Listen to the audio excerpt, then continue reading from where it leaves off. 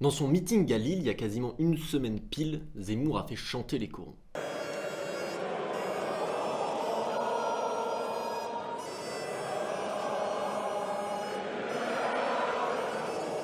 Il n'a pas été très bien accueilli, il y avait une sacrée manifestation qui l'attendait, et puis surtout, beaucoup de gens ont très mal pris qu'il reprenne cette chanson à son compte. Parce que oui, l'image du bassin minier remplie de consanguins, d'alcooliques et de racistes et qui nous colle à la peau, on commence à en avoir marre, parce qu'elle est fausse. Et c'est ce qu'on va voir dans cette vidéo.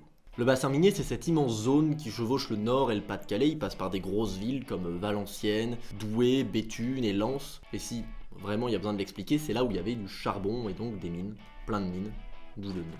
En 1860, la simple exploitation du territoire représentait 44% de la production nationale. C'est pas mal. Et alors, évidemment, le paysage a été très marqué. On y retrouve par exemple les fameux corons,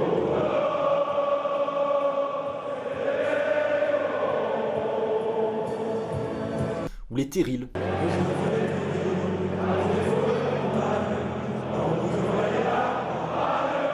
dont on parlera dans une autre vidéo.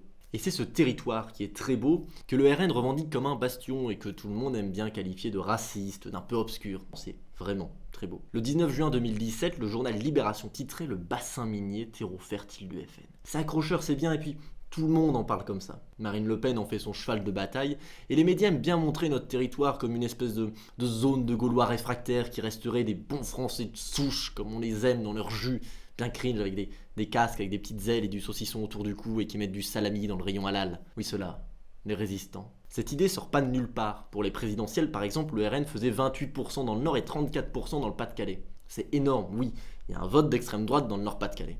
Alors, vous allez me dire, pourquoi on fait cette vidéo? Les chiffres parlent d'eux-mêmes, on perd du temps. Vous avez raison, j'ai aucune raison de faire cette vidéo. Non, j'ai plein de raisons de faire cette vidéo. Les chiffres de cette élection sont traîtres, elle est super médiatisée et elle paraît très lointaine. Les gens votent pas forcément pour un programme, ils votent pour un candidat, pour celui ou celle qui présente le mieux. Et donc généralement, qui est beaucoup médiatisé. C'est pour ça que Macron, dès qu'il a été élu, il s'est pris des émeutes sur les Champs-Élysées. Une pluie de pavés s'abat en continu sur les CRS.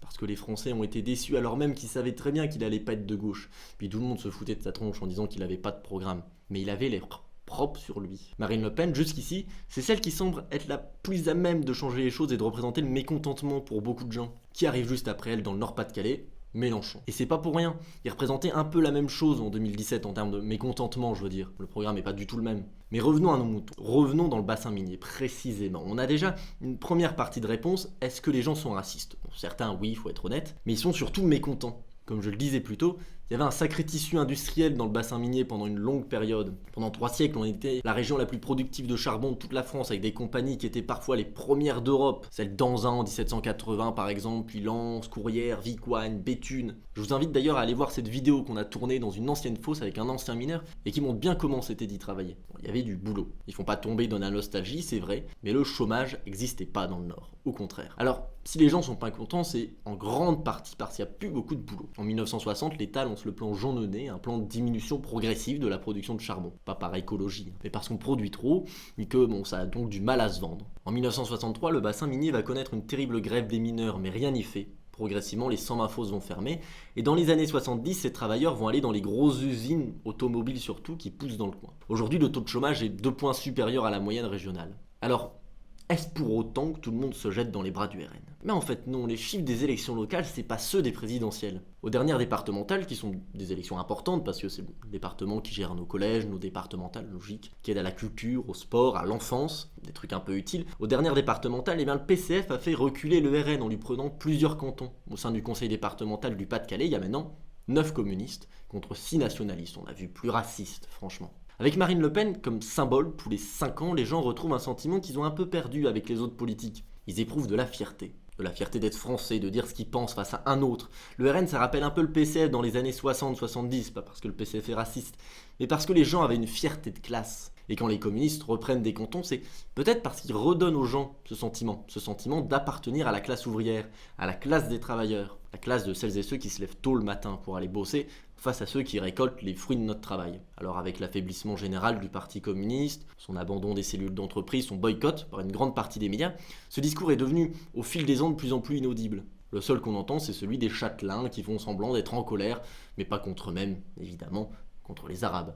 Et quand on n'entend plus que quelques personnes gueuler pour nous sortir de notre condition, on vote pour eux. Parce que quand on vote RN, on fait peur, on a l'impression de peser dans la balance. Un peu le même schéma avec tous les incels paumés là, qui vont voter Zemmour. Mais il faut bien se dire qu'il n'y a pas de fatalité, que les gens votent pas à l'extrême droite par conviction profonde. Ils votent parce qu'il n'y a que ça. Et c'est pour ça que localement le RN a du mal à s'implanter. Parce que les médias nationaux ne peuvent pas faire grand chose sur ce terrain-là. On voit qui fait du bon boulot et qui est honnête. Non, les gens du bassin minier sont loin d'être racistes. Ils sont chaleureux, solidaires, revendicatifs et quelquefois en colère de ce qu'on fait, de ce qu'on pense de leur belle région. Notre histoire, elle n'est pas raciste, elle n'est pas fasciste. Alors quand Zemmour reprend dans son clip de campagne des images de mineurs ou de résistants, faut lui rappeler qu'ici dans le Nord, la grande grève de 41 contre l'occupation, elle s'est faite entre les Français, les Polonais, les Italiens et j'en passe. Et tous sous le même drapeau. D'ailleurs, Aimable, le mineur, en parle très bien dans la vidéo qu'on a tournée avec lui à la mine d'Arambert. Il n'y avait pas de racisme dans la mine. Tout le monde était de la même classe, la classe ouvrière. Encore aujourd'hui, cette solidarité existe. Le boulot qui reste à faire, c'est bien de rappeler sans cesse, face aux médias, que Marine Le Pen ou Zemmour, ils vivent dans des châteaux et qu'ils en ont rien à faire de nos corons. Et à toutes celles et ceux qui oseront encore dire que notre région est entre les mains de ces gens, venez donc faire un tour, on en discutera, autour d'une bière. Merci de nous suivre et à la semaine prochaine dans les Lampistes.